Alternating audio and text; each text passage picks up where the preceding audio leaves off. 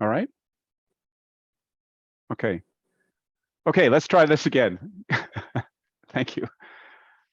Good day, everybody, and thank you for joining this Board of Directors meeting in the middle of the summer, and for taking the time off from your summer plans to conduct the business of the college.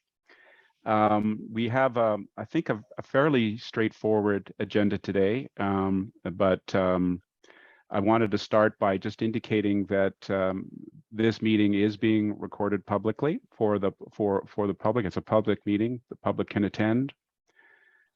The meeting is being recorded, and it is also being transcribed. It's also being interpreted. So there is simultaneous translation, and anyone who wishes to listen to the proceedings en français, they can do so by clicking on the globe icon, which you can see at the bottom of your screen on the Zoom screen, and simply select French as the language. All right, with that brief introduction, I wanted to start with the agenda. Members of the board have had the agenda for some time now. The first matter is to deal with any potential conflicts of interest, we have not been informed of any directors or board members having any potential conflicts or conflicts of interest, but I want to give everyone an opportunity to declare any conflicts or potential conflicts of interest at this time. Okay, so hearing none, the minutes shall reflect that no conflicts were declared. Okay, the second matter is to deal with the consent agenda. And the consent agenda includes the minutes of the board's meeting of May the 27th, which you can find at pages 5 through 7 of the materials, the PDF version of the materials. We are also, you will also have the revised terms of reference for the governance committee at pages 7 through 13, and the revised terms of reference for the nominating and board development committee, and that's at pages 13 through 16. So the practice, again, adopted by the board is, you know, if board members wish to make inquiries or ask questions, by all means, make minor corrections, but the idea behind the consent agenda is that there's nothing controversial, and we would simply make a motion to affirm those minutes. So any comments or corrections, for example, to the minutes that board members may wish to? Ruth, I think you're nodding. I am, but also Lenora's got her hand up. Yeah, Yes. I just, the only Lenora? thing I'd make the comment is on the minutes, the list of attendees, board member attendees omitted me, and I was there. So if we So could that just should make be that correction. correct. Thank you. Anything else? I have an item not on the minutes, but I would like to discuss the nominating and board development committee terms of reference. I have Okay. a couple of suggested points on that I'd like to bring forward. So maybe we need to remove that one from the consent agenda. All right, we can do that, and No. let's do that. And also, are there any other comments on the minutes? I know I have one correction to the spelling of Brigitte's name. I think in the first, her last name is spelled C-H-E-N. I think it should be C-H-A-N, but that's the only correction I have. Does anyone have any other corrections that they wish to propose to the draft minutes, and then we can deal with that? That we'll consider. I was in attendance, but it was by Zoom, so there should be a note that I was there. Okay. So, any other changes? So with those changes, then we'll consider the minutes of the May 27th meeting to be adopted. Now, Ruth, you wanted to deal with, are you okay? So I'm sorry, it's the nominating and board development committee? Yes. Yeah, Are there any comments on the revised terms of reference with respect to the governance committee, or can we consider that to be approved as tabled? Leonora? Yeah, I just want to raise one point. I'm not sure it's a change, but I just wanted to raise the point that one of the roles of that committee is the annual review of the CEO's performance, salary, and compensation. And I just wanted to note that the CEO is ex officio, is a non-voting member of that committee. So I don't know if there's any need in the terms of reference to be clear that some things the CEO would not obviously attend. Actually, Lenore, I believe that would just be dealt with by the fact that the meeting to discuss the CEO's evaluation would be in camera with the committee. That is, the CEO would not be in attendance at that meeting, and that will deal with it. I don't think that needs to go into the terms of reference that the CEO will. Just common sense. Okay, thank you. Totally, yeah. All right. Any other comments on the nominating committee terms of reference then? All right. So Ruth, you wish to you wanted to have a further discussion about the terms of reference for the nominating and board development committee. So the floor is yours. The floor is yours. Yeah, thanks very much. So the first point, it needs to align with the governance committee terms of reference. There's wording in the governance committee terms of reference that doesn't align with the wording in the nominating. So it's just, we just need to get those things aligned. So, so the first point under role needs to align with the wording of the nominating committee terms of reference. So for example, it says that assessing the requirements for membership on the board and advising the minister's office of the college's need. The nominating committee itself does not have direct contact to advise the minister's office. And we've tweaked that wording in the governance committee terms of reference that whatever communication will come to the board will vet it, and then the CEO will send it to the minister's office. So it just needs to get changed to align with that. Same with item B under responsibilities. Again, it needs to align with the wording in the governance committee terms of reference, where the board has the opportunity to review communications regarding skills sought for the board, and then the CEO will issue those communications. So I've made notes. Which item? I apologize. Which item was that? It's item B under the roles or the responsibilities. So point 1 under role and item B under responsibilities. I can send you my notes if you like. Thank you. And then there's a housekeeping change. Chairs should not be plural. There's only one chair of the committee. So again, I can just send you those changes. But in essence, what we are trying to do is align the terms of reference of the governance committee and the nominating and board committee. So, board development. Okay. All right. So does anybody have any comments on that or any reaction to that? Or is that, I think everyone seems to be quite fine with what you proposed, Ruth. So Daryl, could you make sure that those changes get made and that will be done? Okay. Ruth, and so the final version, the final product then should simply go. Would it be the board's preference that they come back then for final sort of a final once over on the consent agenda next time? Leonora is shaking her head no. My thought is I would move to approve them with those slight amendments, and then the chair of that committee and I can just double check that those amendments align, and then I think we're good to go. Jeff, you're on that committee. Does that make sense to you? Yeah, I think it's fine. I mean, unless there's something substantive that arises in like making those adjustments. Yeah, there's nothing. They literally are just so that the two terms of reference align. Okay, terrific. Yeah. So that they don't have to come back then. So we'll just consider the. I don't know how you'd consider the changes to have been made, and we're adopting them as read, as Ruth has pointed them out. Okay, great. Thank you very much.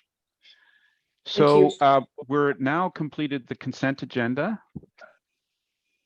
And we're on to the next item in the agenda, 3.1 of your agenda under the rubric of governance and policy. And we have the bylaws coming back to the board for consideration. You will recall that this item was removed from the agenda at the last Board of Directors meeting. Section 80 of our Act requires that the board to confirm the bylaws within 180 days of the first director election, or they will deemed to have been repealed. So Daryl is going to introduce this subject for us, and we are going to be asked to move, second, and approve the draft resolution that appears at 3.1 of the agenda. So with that introduction, Daryl, could I ask you to take the floor, please, and introduce this subject for discussion? Thank you. And although this is in many ways the longest item on the agenda, it also probably is the shortest item on the meeting, because this is not the time for discussion of any substantive portion of the bylaws. The bylaws exist. They have been published in the Canada Gazette. This is a formality to affirm them so that they remain in place. As I note in the agenda, we do have a major project ongoing for a revision of the bylaws. There was a couple of significant changes in the amendment into the legislation recently. The most significant one relating to the bylaws will eliminate the separation of board bylaws and college bylaws. So when we do the revision, all the bylaws are approved by the board, and that's what the legislation says. So that will happen. We're also doing a significant reorganization of them to have them flow in a more organized way, and the board will begin its discussion and review of them at our first or second meeting in the fall. We might be able to deal with them at our next working session, our committee of the whole meeting. I might have a very high level draft for your initial review at that point, but we will certainly start to bring them forward. The goal is that the bylaws will be amended prior to March 31st, 2023. And we will introduce them to the Department of Justice within the next couple of weeks, and that gives us about 7 months to have the project completed, which we think is appropriate timing. This is somewhat formal, but it needs to be done for the reasons that Tom explained. Okay. Thank you, Daryl. So with that, open up the discussion to the board. Any comments, questions? No, I mean, I went through all the amendments and it just looked like you were putting in place language to reflect what you're doing, the way you're operating. And so I think that's fine. Right. Fine. And the board will want, once the new directors are in place and the new board is fully constituted, of course, there's going to be a full process that the bylaws will be fully reviewed, and no doubt. And as Daryl has already signaled, there will be at the very least, a substantial reorganization of how the bylaws look. Any other comments from board members, or can we go quickly to the resolution then? All right. So the resolution in the agenda is as follows: be it resolved pursuant to section 80 of the Act, the board confirms the college bylaws SOR 2021-167 as amended, and board bylaws SOR 2021-168 as amended. So we need a mover and a seconder for that resolution. Leonora is moving, and Ruth is seconding. All in favor? Okay, carried. Thank you. All right. The next item on the agenda is one that several members of the board will already be familiar with, and this is the CEO search committee terms of reference. And at the end of the discussion, we will be the board will be asked to consider the resolution, be it resolved, the board approves the terms of reference for the CEO search committee as included in the board package. So I'm going to introduce this just fairly briefly by indicating that we're actually well along on the CEO search. The committee has met, and we have reviewed the terms of reference. Obviously, what we are doing is building for the future. Daryl, because of his very crucial key involvement in the establishment of the college, has been invited to participate as an ex officio member of the search committee, because we think his input would be invaluable as we consider the experience, knowledge, and expertise that the board thinks it will require of a new CEO going forward. Boyden has been retained, and they have already reported that they've gone through the process of essentially vetting names. We understand from them that they have several candidates who have expressed an interest or who have declared that they will be interested in applying for the position. And we have a series of interviews scheduled in October to start the interview process, and ultimately bringing forward a candidate for the board's consideration in towards the end of the year, hopefully by the end of October. We're told that the competition is fierce. At the present time, the market is very, very competitive, and so we can expect that that's going to impact our selection process. But the short version of the story is that we are on track in accordance with the schedule that the committee had set for itself. The terms of reference are before you, and more than happy to entertain any discussion about the terms and what the committee's up to.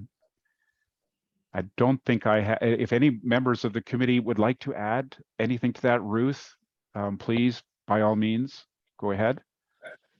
I think you covered it well, Tom. Thank you. Okay. All right. I'm not seeing a whole lot of controversy about this particular item. I think we're all very keen on getting the right candidate for the job, while at the same time, probably some bittersweet feelings about the fact that Daryl will be eventually leaving us, but he has assured us that when the new CEO is selected, that he will be more than happy to ensure that the very successful platform that he's established for us will continue.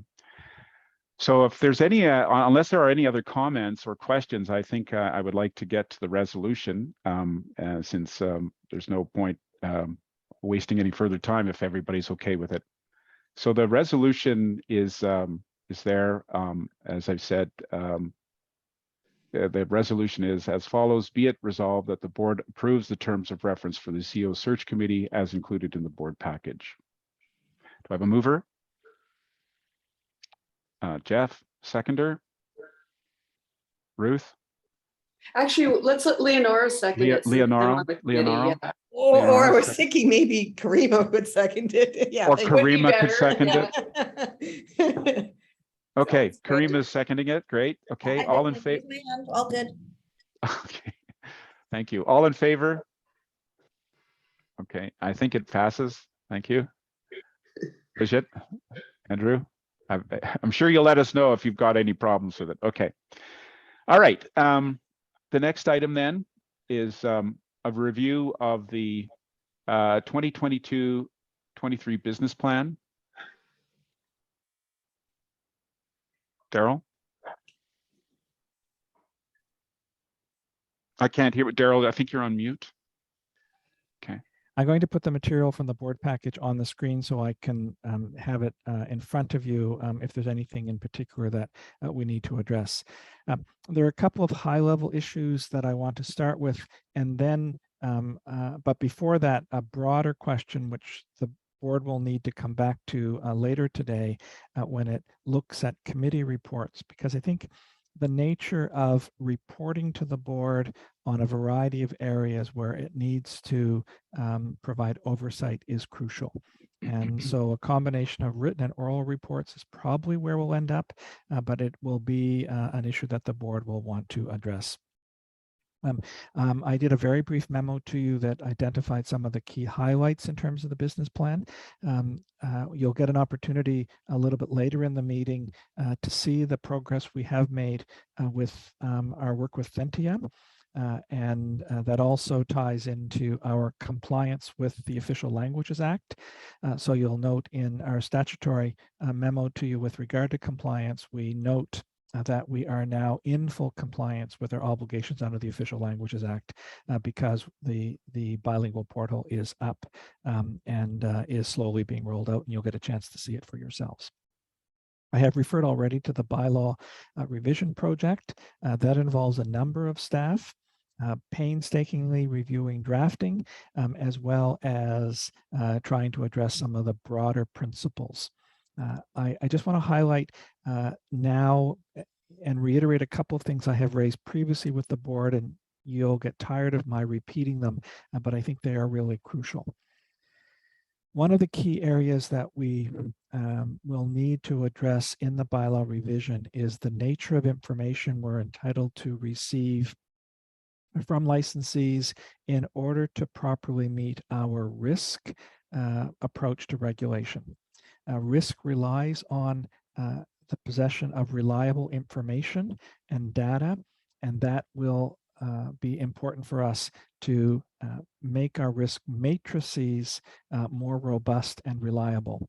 So that's an issue you'll need to deal with. We are doing some special work with our privacy consultants to better inform us and ultimately the board on that. There are a series of issues with the bylaws relating to the professional responsibility process. And you'll see when we come to that eventually that much of the new work in the professional responsibility process will find its way into publication through policies and procedures from the investigation committee and the discipline committee. And that will be important. The new bylaws will also deal with the delegation, which the CEO and registrar, or the registrar, is entitled to do under the new legislation. And we will deal with the specific provisions relating to that. I do note that I have done a formal delegation to the deputy registrar, the director of registration, Jen, as it relates to initial decision making under for class 3 and class 1 licensees. In other words, I don't need to review what are routine applications. And we have a threshold for bringing them to my attention if need be, but 99% of them are routine and don't need the registrar's personal attention. And I also note the competence initiative is moving forward at a significant pace. Many thanks to all the directors who have contributed in multiple ways in that work, both at some working group levels and as directors. We have a much better product because of the work that has been done. So I'm going to just scroll through the business plan, but I'm not going to speak specifically to any of the professional responsibility work because I've asked Victoria to address that quickly. Or not quickly, but to address that a little bit later. And it also, excuse me, ties into how we receive reports from our regulation committees because they play a slightly different role than board committees, and we'll make sure we have to make sure that we get that right. So I want to make a specific note with regard to the board policies. Now, the board will recall that board policy number 1, which we entitled How CPATA Works, was our first shot at describing to the world the nature of our operations and our structures. It was approved by the board about the same time we began operating, but it's already needs to be revised. So I will be bringing back to you a fairly significant revision to board policy number 1 that will better reflect the work that we do. And I suspect that will be an ongoing process for the next while until we have processes that are tried and true and we can rely on them. The other part of board policy number 1 that we have been working on at the staff level is to develop a policy for the board's consideration on public interest. And what does it mean for us to be a public interest regulator? The language is not defined, or that phrase is not defined anywhere. And we thought it would be useful for us to begin to put some flesh on the bones of public interest in terms of both protection and promotion. It'll be an interesting discussion, I believe, for the board to look at that in terms of what does it really mean and how does it operate and how does the board in its work and how do the committees in their work ensure that public interest is first and foremost. And of course, that relates to the staff. I've taken, in the work that we've been doing, I've taken a lead from some of the reviews of governance that we've looked at previously from Harry Caton. And there's one piece that particularly struck me as something that we can do better than most, which is to specifically articulate how we are applying the public interest. And rather than simply asserting that we're doing so, provide evidence that we are either using or that we will use in evaluating our efforts, so that we're tying together the actions that we're taking with public interest rather than simply putting it forward as a label for something that we are doing. It's a fairly significant and dramatic development, and I hope it'll be interesting for me and for the board to engage in that discussion. So carrying on, the committee work is all, the first committees are in place. Initial meetings of the governance and nominations and board development committee have occurred, and we have a scheduled meeting for the audit and risk committee, and we've done some initial work with the chair to prepare for that. So I think we're in good shape with regard to that. The board elections is relatively straightforward. I do want to mention where we are with regard to board recruitment. The initial call for expressions of interest by government expired at the end of August. We had discussions with the department, and they extended the time for individuals to file their expressions of interest to tomorrow. So I don't have a report yet. I will have one, I hope, early next week. We had engaged and provided to the department a list of names. And so as part of our efforts to encourage people to put their names forward for this, we reached out to a number of people with whom we had contact through the committee recruitment process. And to members of our committees to let them know that this opportunity existed and ask them to spread the word. So I can say that a number of people that have had contact with us have put their names forward. It'll be interesting to see how that process unfolds. We have an assurance from the department that we will be involved in reviewing the long list, and we have made the offer that we are available to respond to any inquiries from individuals with regard to CPATA should they wish to make them. So that will become a very significant part of our work over the next number of weeks. So I think other areas, I said already, I'm going to have Victoria speak to the discipline committee. We've made great progress in kind of pursuing and advancing the registration work. I should have, at the outset of this, introduced our newest employee, and I apologize for not doing that. You'll see her on the screen when it returns to full size. Antifen Camus has joined us as our administrator of registration. And she will be really doing all the key administration with regard to the registration process under Jen's direction. We recognize that the volumes that we were seeing required that we have someone who was going to manage that, the details. It's, as I said earlier, much of it is routine, but as with so many of these processes, the devil is in the detail. and we needed to make sure that we have someone who's on top of all the details and collecting all the information from applicants at various stages.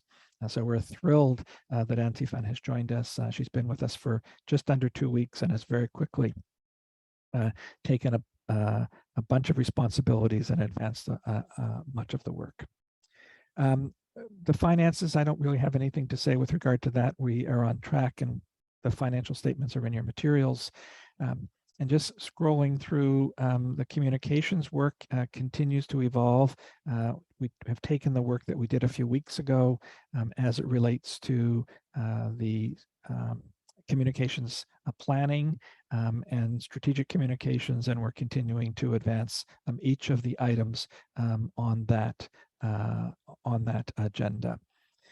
And I should note, and just as part of our communications work, I refer to this elsewhere in my CEO report, but our survey of the profession is in the field. It was released yesterday, and as of just before the beginning of the meeting, we had received 237 completed surveys.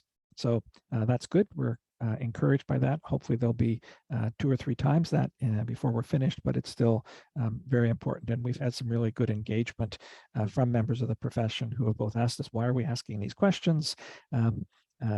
Making sure that the bilingual survey works and a variety of things like that. So it's really an important effort from us to begin to gather some information about the profession. So carrying on down to the second stage 2, the design and development of regulatory programs. So again, I mentioned already the competence initiative. That's our major work, will continue to be our major work over the next 12 to 18 months. Very significant, and can't speak highly enough about the quality both of the staff and consulting work that is being done, and the work from individuals who are assisting us, subject matter experts across the profession who are really assisting in that. It's going to also set the stage for the work that the college will need to do under this plan starting next year, looking at continuing professional development and how do we address how do we tie our competence work into continuing education for patent and trademark agents. There are a couple pieces with regard to registration that we're working on. One relates to the process for qualifying trainee supervisors. And that process and the forms and the like, those are all being developed and advanced and put into use. The other area that we're not advancing at all yet relates to an agent training program. And it's really a little too early to look at how we train people until we have a much better sense through the competence work in terms about what they need to be trained on. So we are committed to doing some outreach to the universities and begin those conversations, but it's still too early to do much more formal work on that. The other main education area, which is slated to, our work is to start a little bit later, this year, a little more formally, relates to the code of conduct. Although I hope all of you have recognized that there are now in each newsletter a discussion of an ethical issue. So we're using the newsletter as a means to raise with the profession issues that they may confront or that we're aware of, either because they've been a direct request to us or because of some other general knowledge. So that's a beginning of creating an education process, and those will eventually be published, collected on the website, so that we create a repository of ethics information and basic advice, and eventually we'll have to determine what degree of formalization is required in terms of providing ethics advice. We're not quite there yet. So just risk work is really going to be dealt with by the Audit and Risk Committee. The chair has reviewed the work we've done to date, that based on some of those early discussions with the board, and that will begin to make its way back to the board probably early in 2023. And so the rest of the report is not of substance. There are a couple things that we have not done as well as I had hoped. We had committed in this plan to do some monitoring reports on a more regular basis. We have not been as good with those as I'd hoped we would be. We will start to pick that up with our next meeting. Other than that, subject to any questions, I'm going to ask Victoria to give a quick update with regard to the work that the two major regulatory committees are doing, namely the investigation and the discipline committees. Hey, everyone. The committees have been really busy, but you wouldn't necessarily know that because I think you've only received one sort of brief report, probably in January of this year. So the investigations committee meets on a regular basis, and they began right away working on the most substantial policy, which is the policy on decision-making thresholds. And I would say at this point, that's 90% done. They're now going to move into, once the bylaws are in better shape or have more clarity, they have now, under the Act, the authority to deal with interim suspensions and conditions where there is a high public risk. And so a significant policy and procedure will need to be developed for how those matters are moved through, because that essentially involves an emergency hearing before the investigations committee. And the current Act and regulations don't provide any sort of process for that. And so we'll be working on that through policy. With regard to the discipline committee, they meet monthly and have been focusing on a list of policies, trying to build from the most substantial and chronologically forward. So for example, the first policy that they've been working on, we're on draft number 3, is the policy on conduct of proceedings. It began as a policy on conduct of digital proceedings, but they've determined that because they will obviously be able to have hearings in both in person and via digital means, that this policy should be written so that it's applicable to both. And then most recently, they've been having discussions about the impact of the Official Languages Act on proceedings and how that will impact how the licensee's language of choice will impact on both resources and how matters will be conducted. They've got to draft version 2 of the policy on pre-hearing conferences, which is the ability for the chair to deal with the parties on administrative matters prior to the commencement of a hearing in order to expedite matters. And so that would include things such as the dates, whether there are any conflicts with the committee members to serve on a panel, but more importantly, also looking at any potential areas for settlement or joint recommendation or resolution. And the committee is now looking at just how far they can go in facilitating resolution of matters rather than having them play out through a lengthy resource-laden proceeding. The first draft of the policy on composition of panels has been drafted. I did that this month. And so the committee is working through, as I say, a series of policies. What they did was create a long list, and then they've identified the priorities, and then they're tackling those. So I draft where necessary, or where in most cases I'll get outside advice, subject matter expertise, input goes to the committee.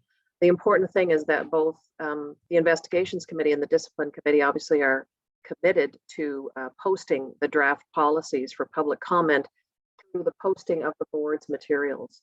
And so these will start coming to you probably later in the fall, and through the process of those materials being made available publicly, we can also obtain any public comment in relation to those materials and those policies.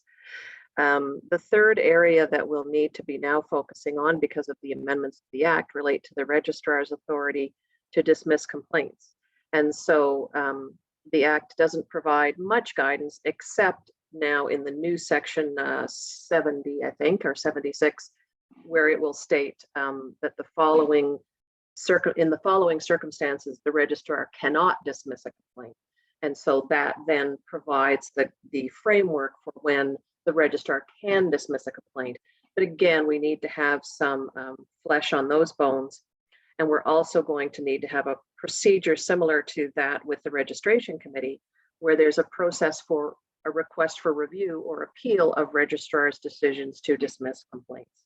And so all of that is moving forward sort of contemporaneously over the next number of months. Happy to take any questions.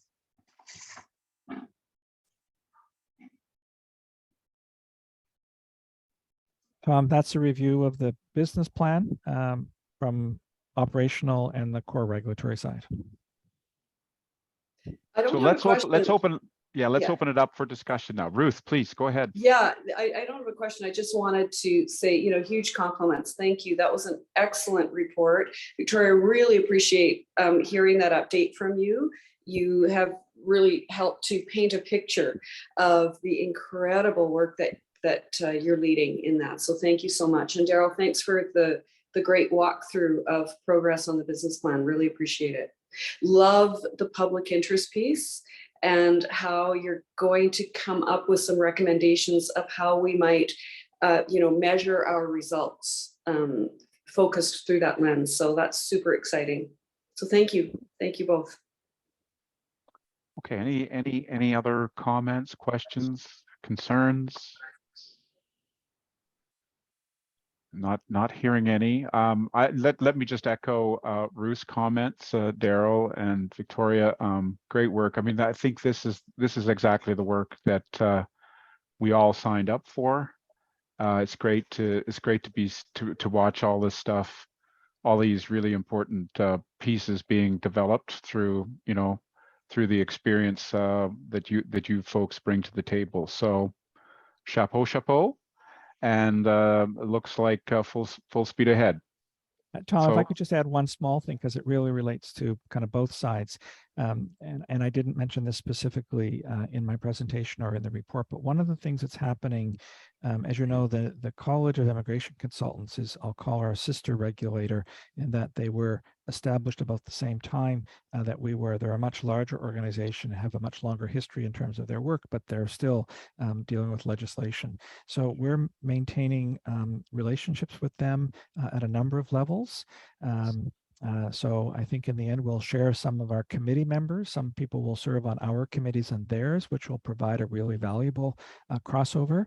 And most recently, we've been engaging with them on some of the privacy issues. So Andreas, as our privacy officer, has been communicating with their privacy officer as we're both grappling with the complexities of the application of the Privacy Act.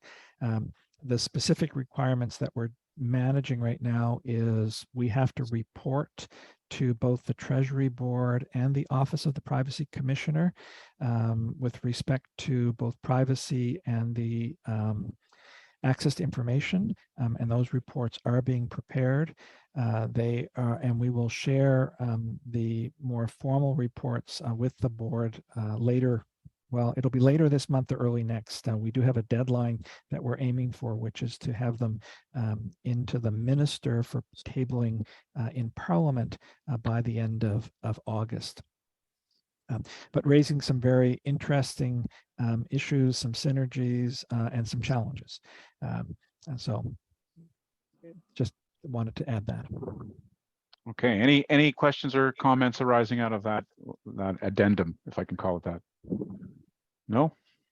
Okay, great. Thanks again, Daryl. Thank you, Victoria. So let's move on to item 3.4 on the agenda, which is committee reports, and the board has expressed its desire to have regular reporting from all of the committees, and so this is a sort of a test run, if you will. We are going to consider, obviously, how the reporting gets done and what the content what the content of the reporting the board would like to see. So this is by no means a cut and dried process. And obviously, I think those folks who are reporting from the committees would be most interested in hearing the board's feedback on whether the reports are hitting the mark, so to speak. So with that introduction, could I ask Jeff to report on behalf of the Nominations Board Development, Governance, Audit and Risk Committee?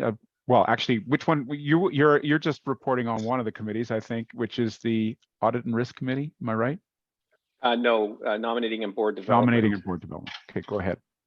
Yeah, I mean, the notes that were prepared and included in the package for today's meeting are really quite complete. So there's not really much more to report from there. The meeting was mainly an opportunity for the chair to have introductions of all of the members of the committee, and to sort of through questions, so provoke some thoughts on, what are the ultimate goals of the committee. I think the main thing that's coming out of the meeting will be the development of a work plan that anticipates, the need to sort of weave the work of that committee with the work of the governance committee, and seeking inputs and cooperation in a way that allows them to get their work done in a timely manner. So before the next meeting, I'm expecting to see, a high level proposed, sort of skeleton of what we need to get done. And I think the group will add meat to it and sort of interject where necessary to make sure that, all of the consultations and cooperations with other committees and consultations are done to allow them to do their work. Leonora. Yeah, I thought it was excellent. I think both of the reports are really good and really set out in sufficient detail exactly, what went on and what your plans are. I just wanted to raise a little, I don't know if it's a red flag, pink flag maybe, about one of the areas that the report says the committee plans to pursue. And that is what looks like, vetting the board election process. And so I just want to I think we need to tread pretty carefully. I know that the election process has to be in accordance with the bylaws, which would have to come to the board for approval. But I was a little concerned about the concept of possibly putting forward a slate of candidates for election. I think that would be, pre-selecting that idea is really, something we have to tread very carefully. These are elected, that it's a minority of the board is the elected portion. And to suggest, we're going to set criteria that other than what's in the legislation, that they basically have to look like the committee, maybe, or something like that, that's going to be problematic and could potentially, if taken too far, expose the college to litigation. So I just think that was one flag for me, but otherwise I thought the report was excellent, and I really applaud the committee's plans for their, for setting out a work plan. If I just may say, I just want to comment on the governance issue that I've just witnessed here, and I think this is exactly what I'd hoped would happen by the committee reports, is that the board would be able to provide the feedback that's just happened, and to flag for the committee an issue that at least one board member has with the committee's work. So this is proof of concept, I guess, is what I would say. So thank you, Leonora, for that comment. Anything else? And it's worth, and we're not going to have this discussion in detail, but it is worth noting that there's probably been no area where there's been more high-level criticism of professional regulatory bodies than the election process. in many organizations, it's become highly political, charged with issues often that have nothing to do with the public interest. There's a whole range of issues, things that the committee and ultimately the board will have to grapple with.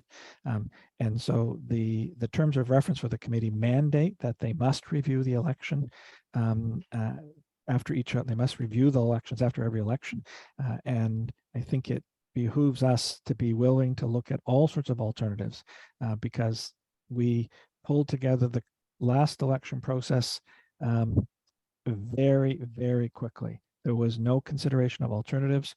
We just did it in a way that we felt would work, and it did. But it was never terribly thought through. The broader issues in terms of how you get good people on the board, etc., were never talked about. So I just think it's important that that the committee be mandated to do it robustly. The board will be the ultimate decider.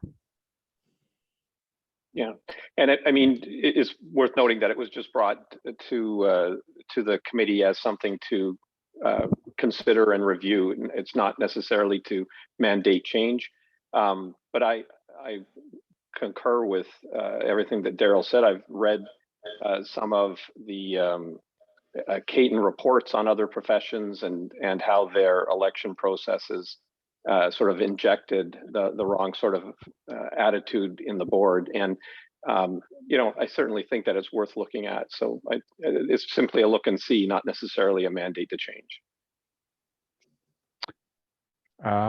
Andrew? Does the fact that the elected members are our minority already served as some check and balance for the over politicization of the potential for over politicization of the elections? If we can read the intention behind the design of the act, and that's I'm not sure that we can, but clearly the decision to have a majority of all regulatory and governance decision makers, a majority members of the public, is seminal. It sets a very different standard than most regulatory bodies have. How far that then plays out remains to be seen. So I'm what Lenora said, I think basically resonated well, and I understand it's a very tricky line to walk, and how well elections as a whole seem to have kind of gone sideways in our modern democracies, right? And how do you get people to come in with the right amount of gravitas? I'm mumbling with my words here. The only thing I'm concerned is that if you do have something of an election that is open, is that if the existing structure needs something new to it, the election process seems to be the best way to kind of to bring that to fore. And I think Lenore's comments are already really highlighting that comment, that there could be some. We don't want it politicized, but I can just think of people who are not very engaged, who then might want to become engaged, but if they have not been part of the club for some period of time, then maybe they would not put their hands up, and they might be good people. That's I just wonder, the understanding that I sort of took from that comment was that in the report was that we'd be looking at such things as, how can we increase the participation of the membership in voting and providing them with accurate information and that sort of thing, the kinds of things that we would do to promote participation in the electoral process, as opposed to anything that might appear to be trying to control the outcome. But I could be mistaken in that. But clearly, I think what I'm hearing is that, people are saying approach that particular issue with some caution. I think is what I'm hearing, if that's fair. Yeah, that's really what I was saying. I wasn't saying don't explore it at all, but I don't saying something like they might present a slate. I think that's to me, it was a flag, and I think Yeah. we've got to be a little careful when we do have a minority of the board are elected. The possibility of being seen to disenfranchise the licensees who don't have a choice, right? They have to be licensees to practice. Yeah. Well, you know, and yeah, well, these are very very. I mean, prudence is always a good stance when you're talking about issues like this, especially these days. No, just final comment on this. I would urge directors to make sure that when you're having this discussion, not to develop positions too early. I think that's really what a process is designed. I think the committee needs to be able to look at options. There clearly is more than one way to skin a cat, if I can use that metaphor. And I think it's really important to look at a range of issues and not take positions too early. Again, that's the key part of being a director on this organization. It's to be open to ideas, open to looking at things differently before you make up your mind. It's really crucial. Absolutely. Okay. Anything else on Jeff's report? I'm not hearing any. Okay. Thank you, Jeff. Ruth, over to you. Thanks. Yeah, Excuse thanks me. very much, Tom. So a couple of things. I won't go through the governance committee report, and you all will have read it in advance, but I sure do welcome any comments or thoughts you have.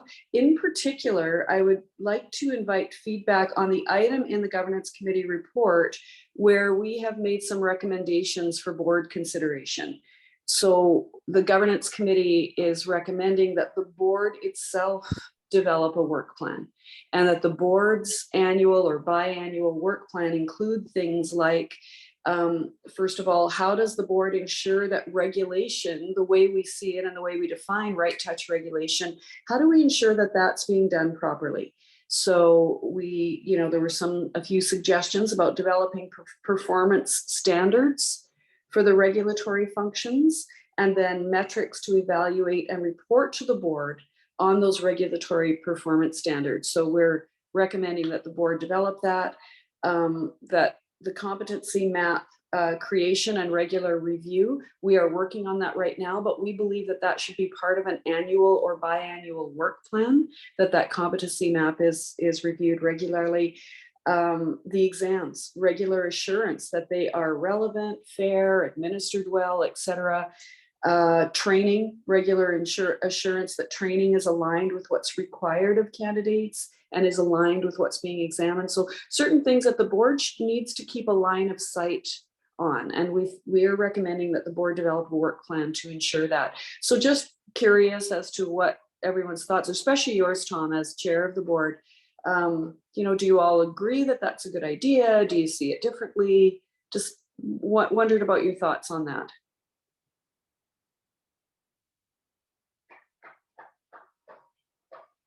I'll let the other board members express their views. Because this is a pretty critical issue. Please, anyone?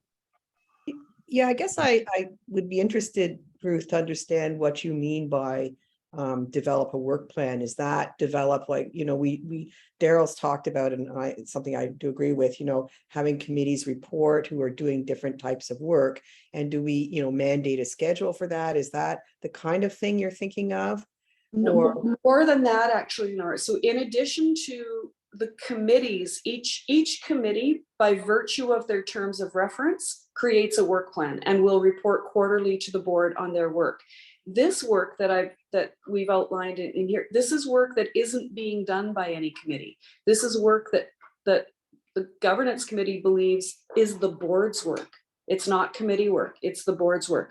So that the board itself should develop a work plan so that these things come to the board regularly, so that the board maintains its finger on the pulse of the regulatory functions. That's what we were driving at. And I suppose, and the work plan would reflect progress on the board's agenda that's been set by the board for the coming year. Presumably that's how it would interact with that. Is that the idea? It sure could, but when the Like a project, excuse me. when the chair is setting agendas, they would refer to the work plan. So if the work plan says that we are going to regularly review our competency map, we're going to regularly review the examination process, that an annual or biannual, because some things you don't need to do every year, you might only do every 2 years. For example, competency map review, let's just use it as an example. If the board had a work plan, then biannually, we would need to check off that we have reviewed the competency map, if you will. That helps drive the agendas that you, Tom, together with the CEO, will build. You'll make sure that you've got 2 years worth of agendas. Do you know what I mean? That take into account these things. It's almost like a master checklist, if you will, just to be sure that something like competency map review, as an example, doesn't fall off the radar. It doesn't become a one and done initiative. That's what we were talking about by the board developing a work plan that will help, along with the strategy. The board's work plan will help drive the agendas. Yeah. So that's what the governance committee was recommending. Okay, good. So Leonora, does that help address? No, I'm getting, I can't sort of say this is what we would do, this is how we would do it, but I sort of moving now in the right direction. I see what you're saying. Thank you. And any other comments from board members on this recommendation? Jeff or Karima or Andrew? So let's start with Jeff. Andrew, so I think also pressed the unmute button, and Karima also. So yeah, I'm gonna grab these folks while I got them. Go ahead. Start with you, Jeff. I'll start. I mean, my comments weren't many, but I think it's a great idea, Ruth. I think any sort of periodic review of all of the responsibilities and sort of moving through it in the form of a work plan on a regular basis will add rigor to ensuring that we don't leave something behind. So I think it's a great idea. Thanks, Jeff. Andrew. Yeah, seconding that it's a great idea. I think probably because of my newness, I'm a little bewildered about where to begin about what input I would have to it. But by the same token, that's probably the very reason why something like this is needed. So I'm in. Yeah. Perfect. Karima, and then Brigitte is also unmuted. So Karima, over to you. Of course, I'm biased because, of course, I sat through those governance committee discussions and fully agree. And I mean, and to your point, Andrew, Daryl has really kept us on point in making sure that we are visiting most of these issues. So I think as we transition to a new CEO, it's even more important that we have something that's a framework that forces us to go back and look at these things. So, I fully agree with Ruth that I think it's a really good governance practice and certainly something I'm used to seeing on other boards. Brigitte? So I agree. I think it's a good idea, but to echo Andrew's comments as someone still new, I find it difficult to know at what level or degree we should be digging into further and questioning. I don't want to just be getting these reports and just saying, okay. So then I'm looking at these reports and I have a lot of questions, but I just don't know as to what level board members are supposed to be putting their digging into these reports to really understand what's being said as opposed to just what's being said on paper. Well, so let me just respond to that, because I think what that's suggesting to me is, especially for the newer members of the board, they would like to have more time with each of these reports to build their experience and knowledge base, which seems to me to be quite a useful thing to do, because as far as I'm concerned, there's no question from a director that's offside, unless obviously, subject to, the usual. But so if it's a question, Brigitte, of needing or wanting to have some more time to spend with these reports and to ask questions about them, then I think we need to build that into the work plan that we would adopt. Presumably, the board would adopt one. Background for the new get up to speed.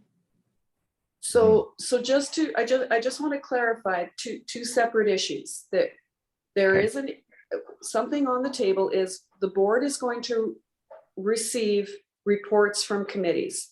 We've already decided that yes, the board will receive reports from committees. The board will spend time every meeting, as we did this meeting, as we're doing right now, with those reports from committees. That's a very separate issue from the board itself should create a work plan to ensure that work of the board, that is not work of committees, work of the board is undertaken on a regular basis. They're quite separate issues.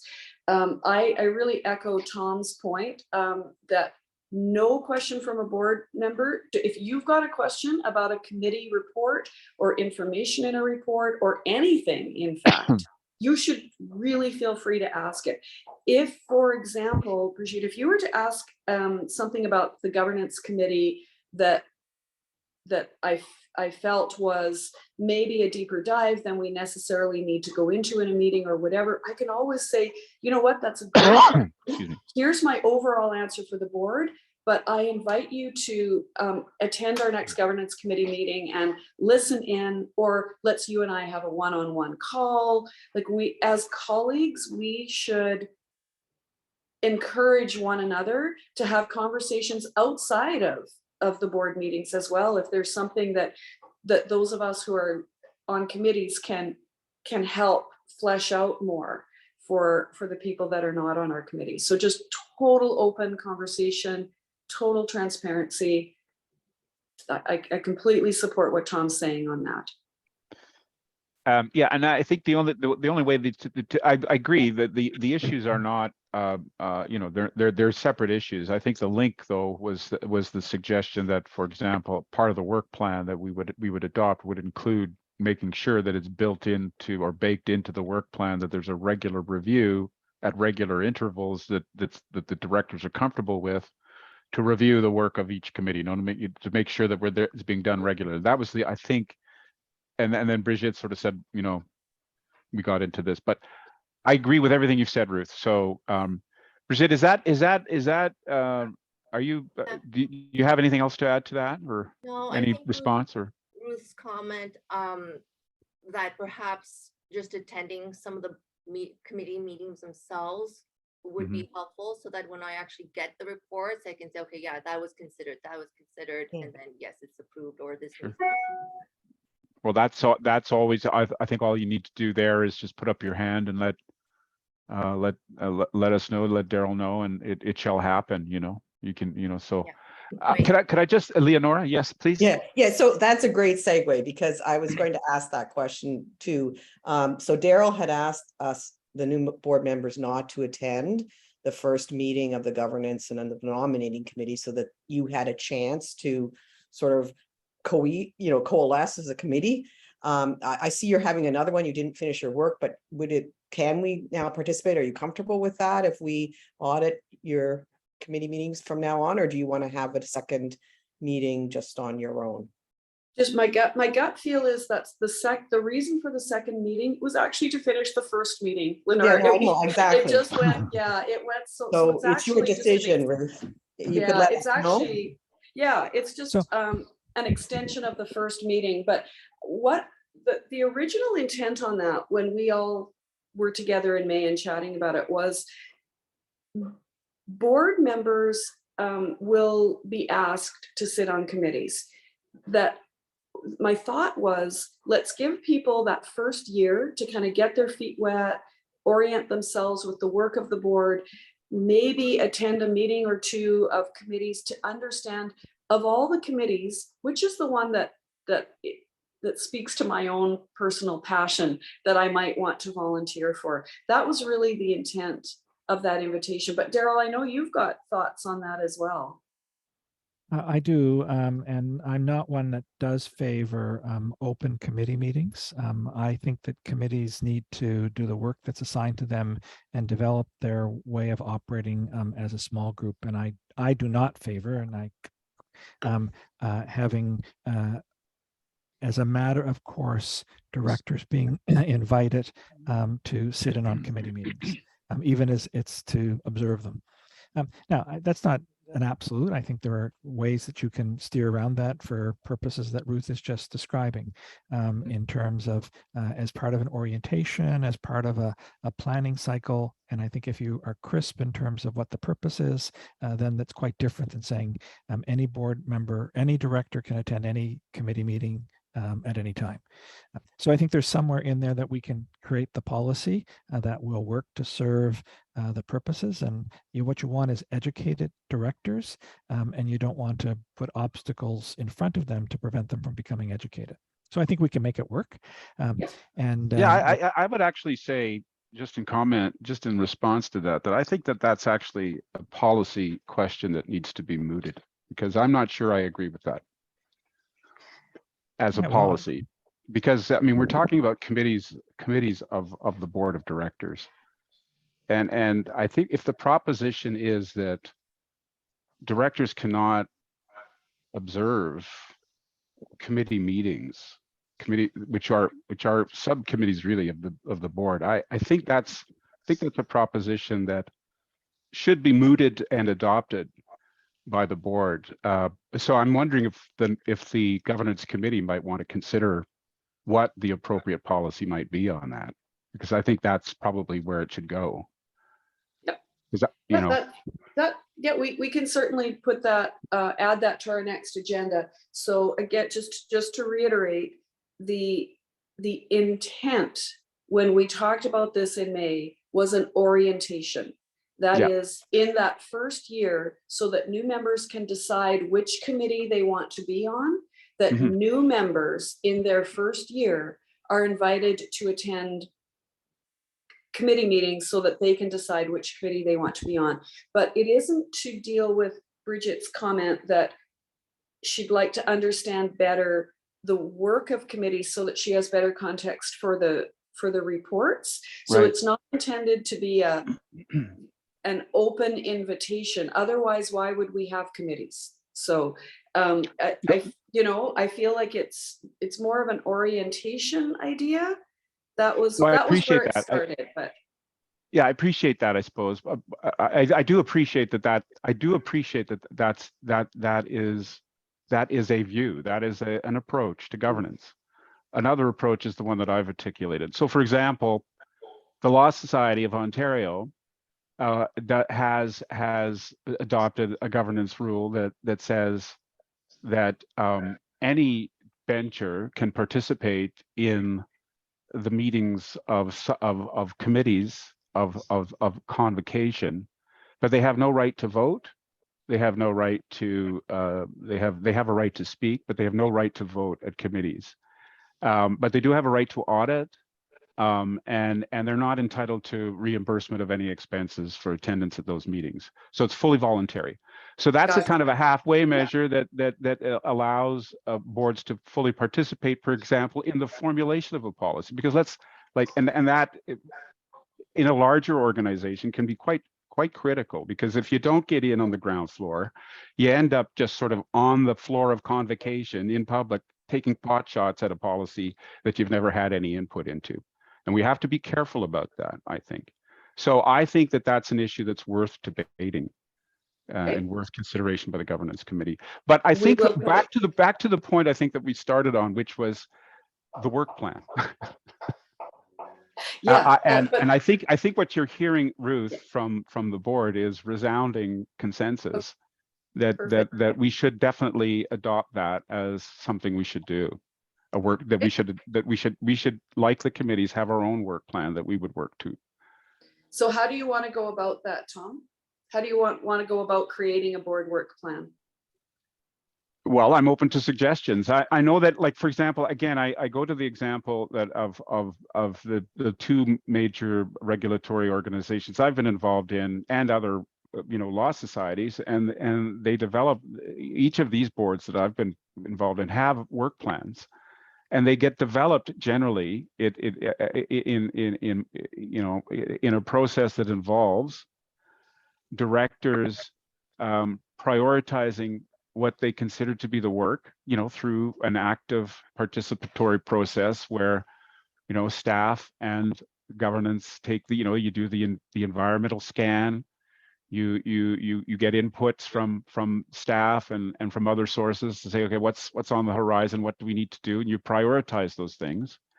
And then the staff goes away and works up a work plan. Well, what can we realistically do this year? How long is it going to take us to do it? What are the resources required? This is how we're going to sketch it out. And then that gets developed into a work plan that gets considered and approved by the board. That's how I've seen it work, but that's not that, and it's not an efficient process necessarily, but it is a process that is, but after you go through that once or twice, then it's just a question of sort of calibrating the work plan as it develops and putting the new issues as they emerge and as they come forward from the committees onto the work plan. But it's definitely an interactive and iterative process in my experience. But that's I don't know if that was helpful, Ruth. Yeah, this is the governance committee was just recommending that the board should develop a work plan for its own work. So I would leave that in your capable hands as chair to determine how you'd like to develop. Since we've all agreed that, yeah, the board should have a work plan, then I guess maybe Okay. you and Daryl can talk about Yeah. how you want to develop it. I feel like there's no more work for the governance committee on that item. Is that okay, Yeah, Tom? I think that because the board Okay. wants to have a work plan, is what I'm hearing. Yeah, And I think perfect. that's what's coming out of this discussion. And I'm not sure that it requires a resolution per se. Perhaps it does, but our takeaway, Daryl, is going to be to work to start developing a process for a work plan that the board will approve. That sounds really good. Thank you. You know, Tom, there's just was one other thing, and I'm just not sure. Daryl had included a CEO memo regarding committees reporting to the board, and in there, Daryl had, you know, articulated some really good questions for the board.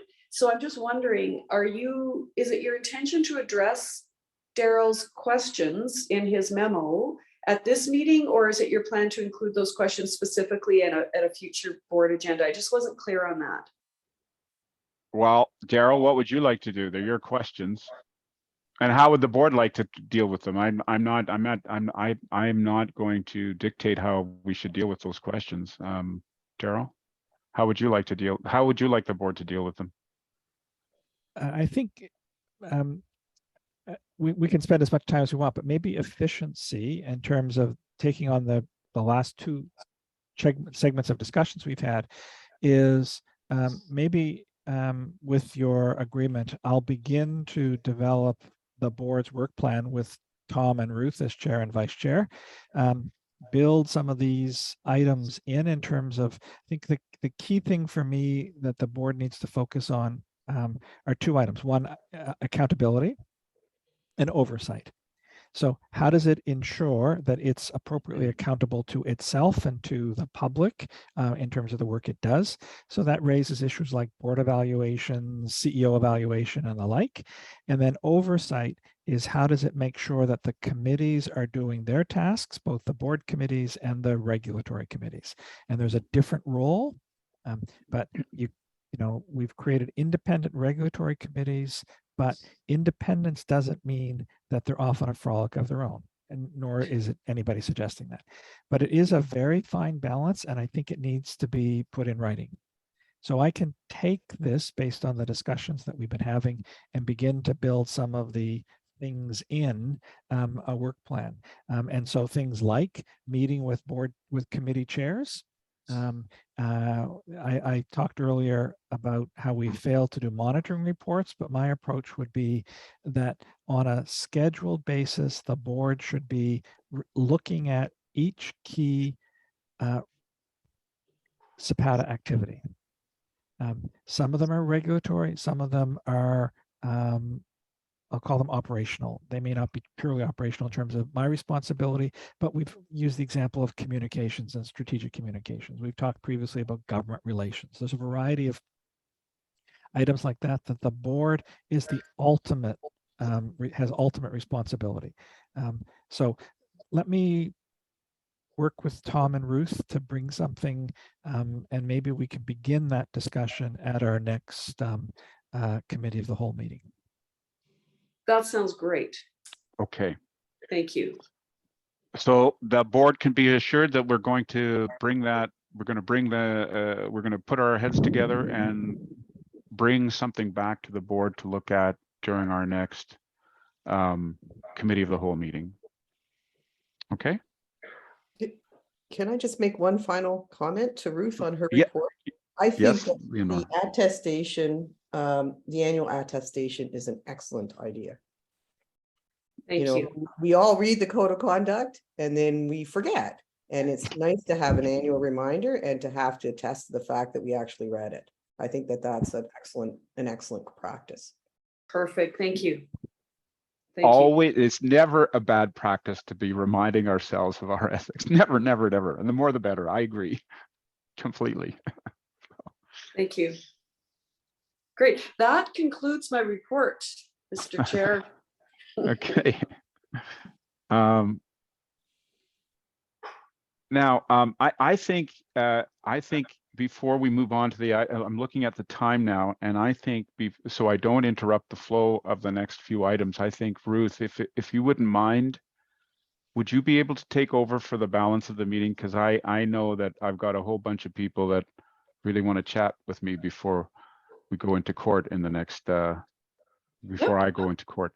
So would you mind? I'm sorry, ladies and gentlemen. Unfortunately, my other job beckons, and the court could only give us an appointment for an urgent matter that unfortunately conflicts with the balance of this meeting. So I have to sign off. But Ruth, of course, is up to speed on everything, and she's going to be able to carry forward to the balance of the meeting. So thank you, everyone. Look forward to seeing you next time. Thank you. Good luck, Tom. Thank you very much. Bye. Thank you. Bye. Okay, great. Our next section of the agenda, item 4, is updates on core operations. So we've been provided with some information, and there's some information that's going to be provided in person now. So Daryl, can I just lob that over to you to run as you see fit? Sure. So you have my CEO report. I wasn't intending to speak to it other than to answer questions. It was a great report as always, so thank you. I know that you were okay. That's I think we're not seeing any questions on that, Daryl. So thank you. We've got a agent portal demonstration, I think, on the agenda, as well as we wanted to look at the financial statements and compliance there and field any questions. So up to you.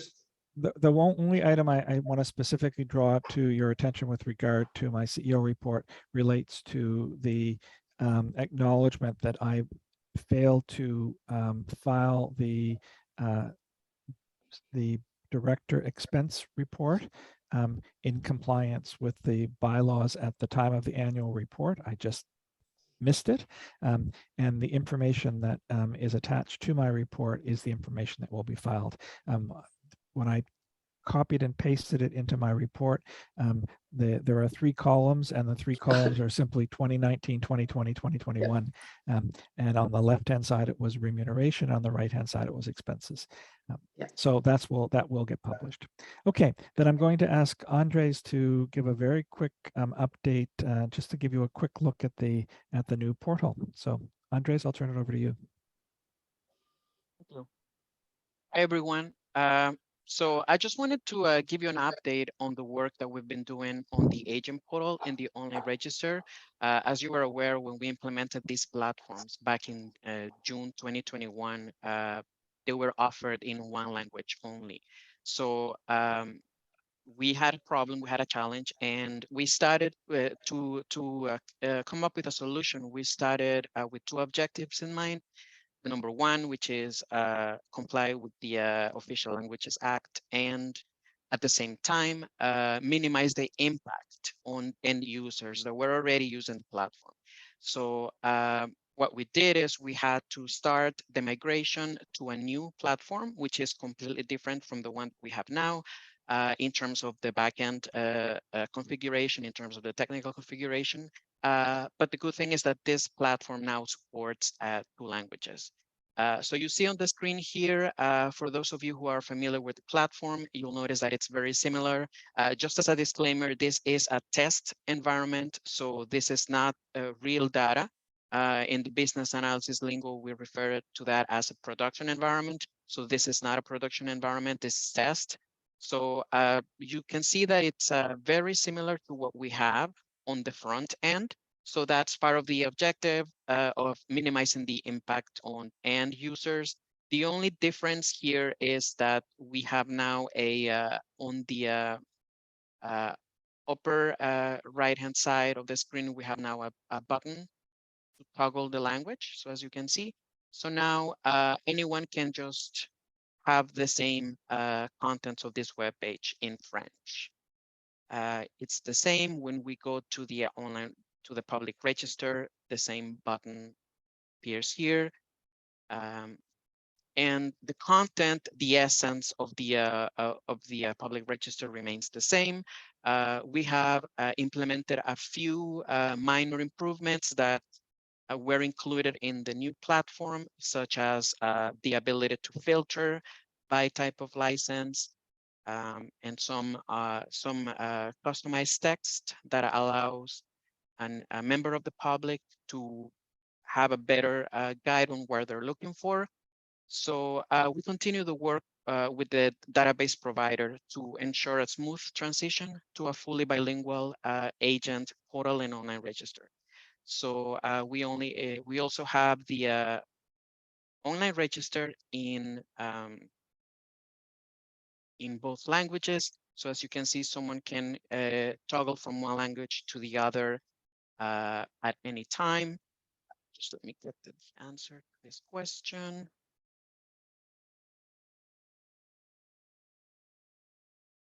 And as I mentioned before, we have worked endlessly with the app provider in order to ensure that the front end of the platform is not affected, and but we without compromising the fact that agents can now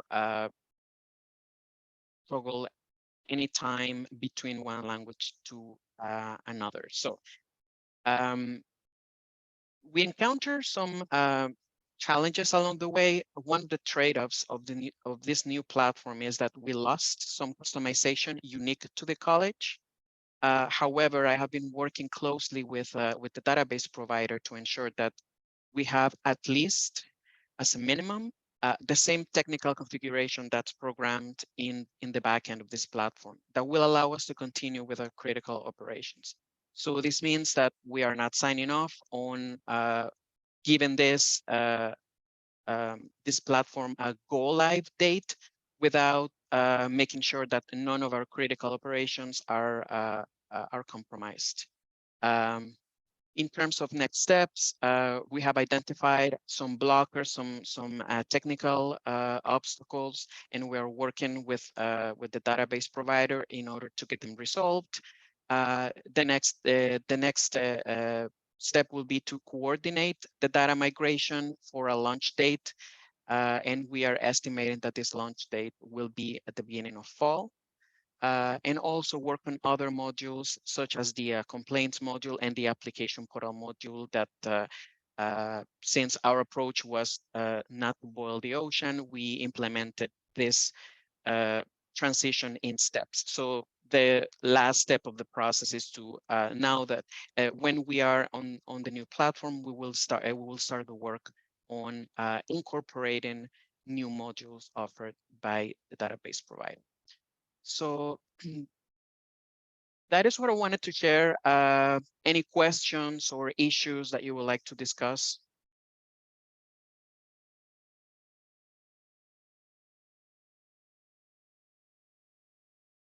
It's really good, Andreas. Really tremendous work. Thank you. Thank you.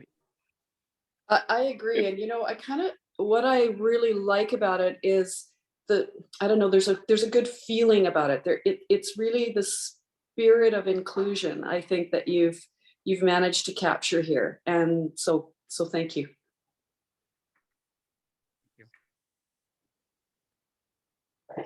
Any other, Daryl, did you want to add anything to that, or what's your thought? Should we move to the next No, area? I just would wanna- like to, before the board, commend the staff who've done tremendously hard work, led by Andres, but you know, Jen, Donna, everyone's been very much involved in this, so it's really important. It's Yeah, too bad, it is. Andreas, that all of that work gets boiled into like one button where it changes between English and French. I guess that's the beauty of it. Yeah, absolutely. That's fantastic. Thanks so much. I'll share one little thing, one little translation issue with you. So the survey, as I mentioned earlier, is in the field, and when people opened it, it's fully bilingual, but a number of people had their browsers automatically defaulted to translate. So they would open up the French version, but the browser would translate it to English.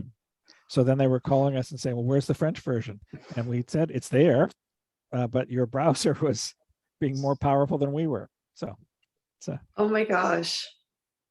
Wow. Best laid plans. Well, it's fantastic. Thanks, Andres. That's excellent work. Thanks to everyone. Okay. Just a quick shout out to Andres. There's an expression in IT that says that you only know you're doing a good job in IT when nobody says anything.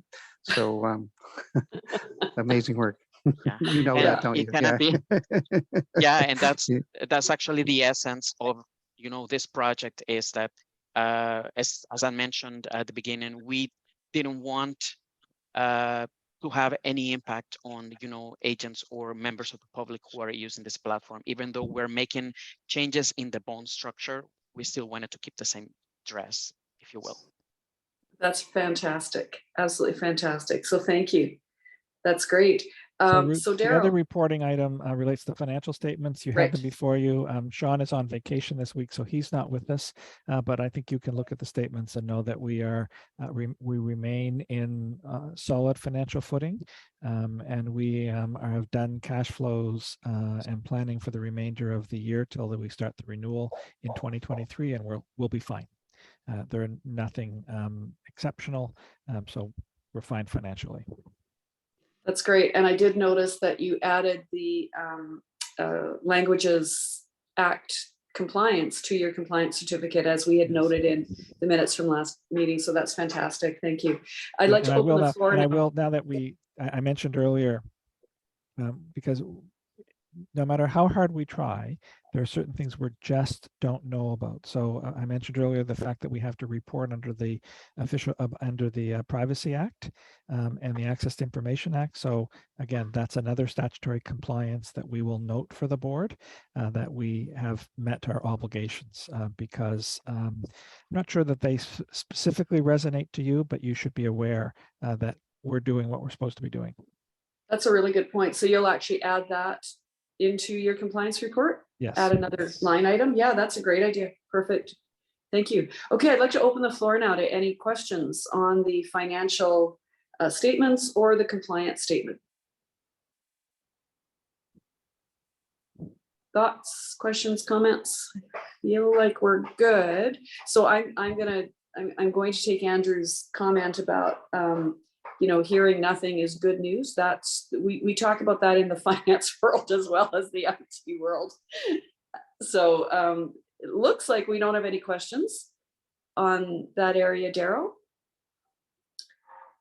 So if that is the case, that basically concludes the work of the meeting. There were a number of articles and information pieces that Daryl shared with the board, which he always does as part of our board learning, and keeps us in the know in contextually what's going on in our environment.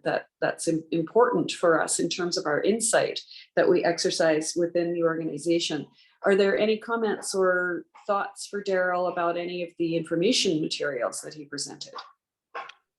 Yeah, I just had a question about the first item, the CICC notice about the use of their insignia. So they have their actual college insignia that's for them alone, and then they have some sort of an accreditation insignia that can be used by their licensees.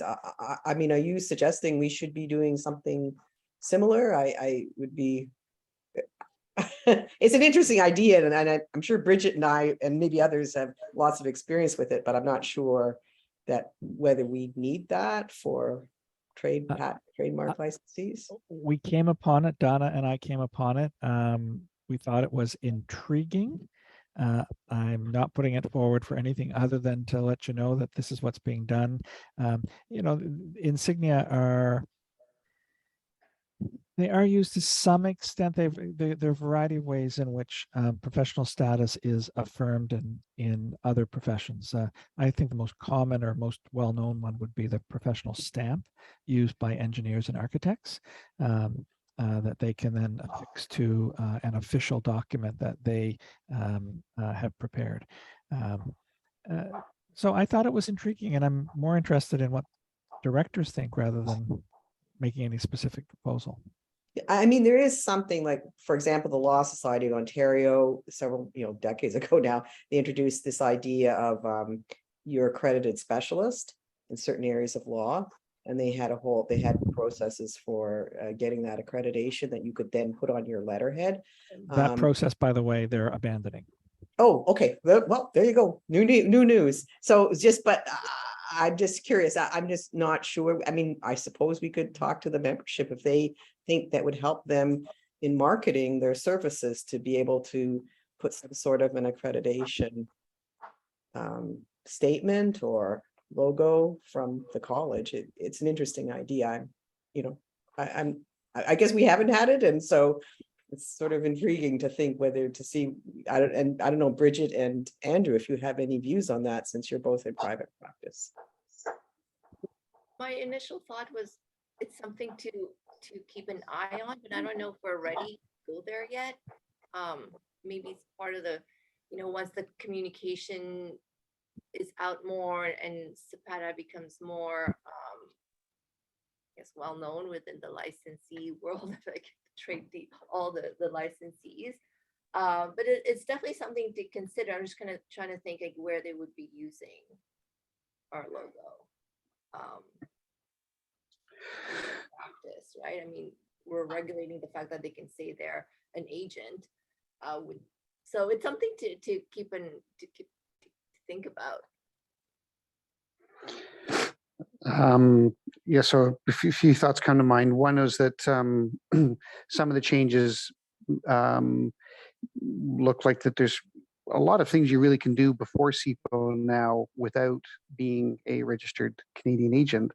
And so, is something that that flashes the licensing status, an assurance of quality, or some sort of branding differentiation between people who may think that not having I just need to call an agent up to do my signature and be a post box for me for my office action responses. So, but I haven't seen a huge. We haven't seen a kind of big drop in people deciding to go and represent themselves more before CPO. But I thought if that trend continued, maybe the profession as a whole wants some kind of, the accountants are great, and Ruth, maybe you know more about it than I do, but I mean, running ads about, why you should get an accountant, and to just kind of build confidence and brand recognition of the profession as a whole.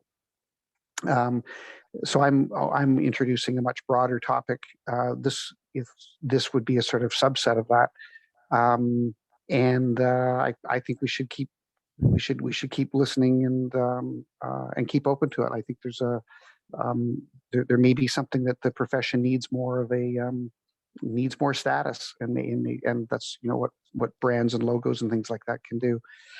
A footnote item, or a related one, though, that I'm sorry I'm diverging, but I think the practitioners, we get asked for putting our registration numbers down on things like PCT applications and other places, and the question comes up: are we supposed to put the old CPO number, or are we supposed to put the new CPATA number down? And maybe I'm already way behind the times, and the answer for that's been declared, but there's definitely been some confusion related to that in this particular topic. Seem to be related. If you are going to put your badge up, are you going to put your registration number down with it, like the way a police officer would? Well, I can tell you So- that from our perspective, the SIPO numbers are pure legacy. They're not maintained. They're of no value. Okay. Yeah, your license is your CPATA license.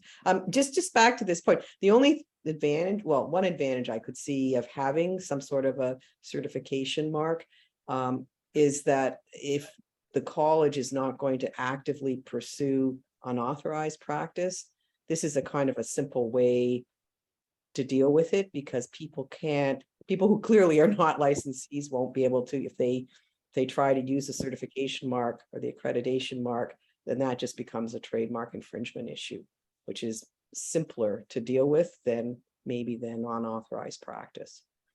So that's a thought. Maybe that's an advantage of it. I don't know. That's You would clearly be, the reason CICC has developed it, is because the unauthorized practice of immigration consulting is, the world is rife with it. So they wanted to provide a means for the public to know that the person with whom a potential immigrant is dealing is a licensee. So that's why my understanding is that's why they've done it, based on the material I read. We certainly see, and we're committed to doing further research to better understand what the marketplace is like in Canada for unauthorized practice. And I'm really careful when I use that phrase, because our area of specific jurisdiction is presentation and prosecution before CPO. Anybody can give advice on intellectual property, patents and trademarks. So we have you don't need to be a licensee, you don't need to be a lawyer, you don't need to be anything. You can walk off the street and give that. So that's one of the challenges we would have. So this is this is the kind of discussion we need to begin, because it will allow us to frame some of that future work. That sounds great. Daryl, I see Donna, you've got your hand up. Please go ahead.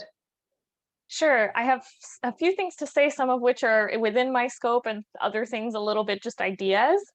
So for the CPATA number, Andrew, thank you for bringing that to my attention. The difference with the old CPO number and the lack of clarity there, that's really easy to have an article about that in the next newsletter, and we'll clear that up very quickly. In terms of the insignia, the reason I find it intriguing is that proactive public education. So there's something there that they can rely on as a piece of information about the quality of service that they're receiving. So it's almost a preventative measure. That being said, I agree with Bridget that we shouldn't do that before we're ready, because it's going to be a big challenge to get licensees to adopt it. And we also have to be careful what happens when we have, 30% of them using it and the other 70% who haven't gotten around to applying it, and what message that sends to the public, or what kind of problems that can create. So just some thoughts on that. That makes good sense. If we were to pursue something like that, we would need to do so with a well thought out, well documented plan. So great points. Thanks so much. All right, that I think concludes our discussion on the information items. You will note that future meetings have been included for you as part of your agenda. So just let's make sure everybody's got those in their calendars, and we're ready to roll for future meetings. With that being said, I believe that concludes the business of our meeting, and therefore would conclude the public aspect of our meeting. And we would then move to adjourn the meeting and go in camera first with the CEO, and then in camera outside of the CEO. And of course, that takes into account one of the governance committee's terms of reference item, that we will provide a forum for directors to express their views and concerns regarding the operation of the college independent of management. So that's where we're going. Just before we do that, Daryl, Ruth, I just want to confirm with Andreas that he has made you the host.